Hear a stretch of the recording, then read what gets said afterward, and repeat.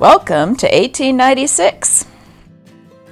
One of the most exciting inventions of the time was the horseless carriage. It seemed that every country had their own designs.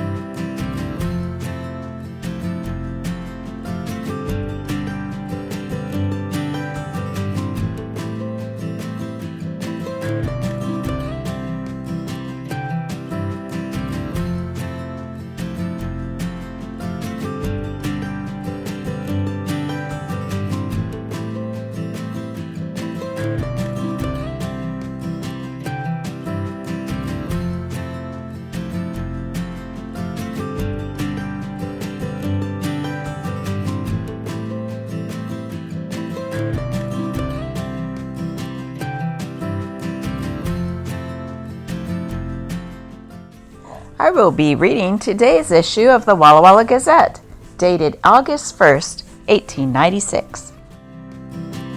Will he navigate space? Dr. C.A. Smith of San Francisco is more enthusiastic than ever over his flying machine since he received a telegram Wednesday from Washington informing him that a patent had been granted on his device for sailing through the air. A company was incorporated in this city last Saturday to build Smith's airship, navigating air vessels and carrying on general business in them. The well-known men declare that Smith's machine appears feasible as a mechanical proposition, and that it is really a most ingenious solution of the difficult problems that have faced the scientific aeronaut. Smith himself claims it will lift itself and additional weight, and more than that, he can so control its flight as to practically imitate a bird on the wing. This means that the airship can be lifted from the earth and depressed at the wheel of his engineer, who may also steer his vessel hither and thither, describe circles regardless of the wind, and perform evolutions like a ship at sea. It is still further claimed for this wonderful invention that it can be driven into the very teeth of a storm.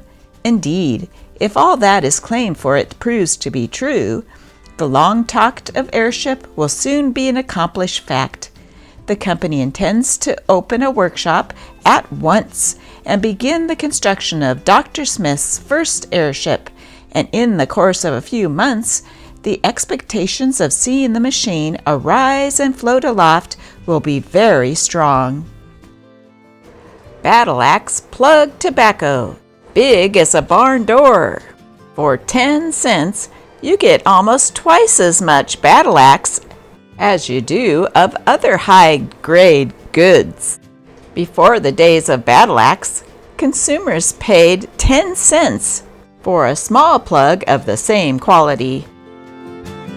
The mountains devastated.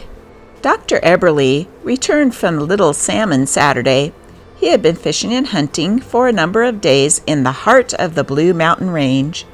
Hunters will find but few deer this season, said he to a Gazette reporter, because the sheep have eaten out all the grass from the Woodward Road as far east as our party went, the head of the Touchie. We had lots of trouble to find feed enough for our pack horses to subsist on. They would have to graze for several hours to get a fill. It is estimated that there are 18,000 sheep in the Blue Mountains this year, in the breaks back of Walla Walla Valley. The herds graze over timbered and rocky hillsides that one would think could not be touched by anything but a bird. A few bear follow the bands of sheep. The deer are driven to other ranges and to the deep canyons. Since the verdure of the hills has been destroyed, it is not so pleasant to travel in the mountains. Some 6 weeks ago, a band of Yakima Indians passed through Pasco on their way to Lewiston, Idaho, with several running horses, and on Wednesday they arrived in town again on their way home. Judging from appearances, they must have been successful, as they had new blankets, new saddles, and a new top buggy and harness, and seemed to have a good supply of money. They had some good-looking animals in their band. Absolutely pure, delicious, nutritious, the breakfast cocoa, Walter and Baker and Company. Costs less than 1 cent a cup, no chemicals. Guthers. Look here, Zapfree. Do you believe in transmigration of souls? Zapfer. No, do you? Guthers. Most certainly I do, and I am thoroughly convinced that I was an ass at the time I lent you that $50. Boggs, old friend, great heavens, man, do I find you reduced to playing the cornet on the street in order to make a living? Boggs, I ain't doing this to make a living. My wife won't let me practice in the house.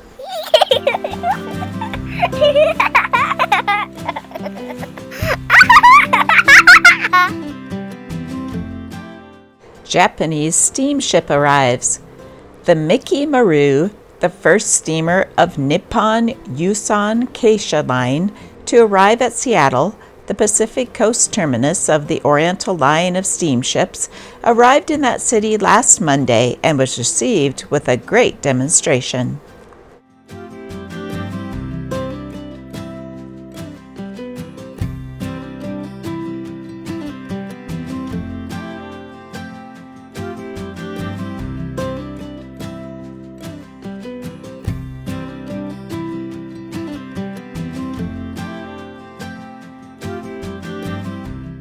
Victim of a runaway. Charles E. Wells was seriously injured in a runaway accident on 4th Street yesterday.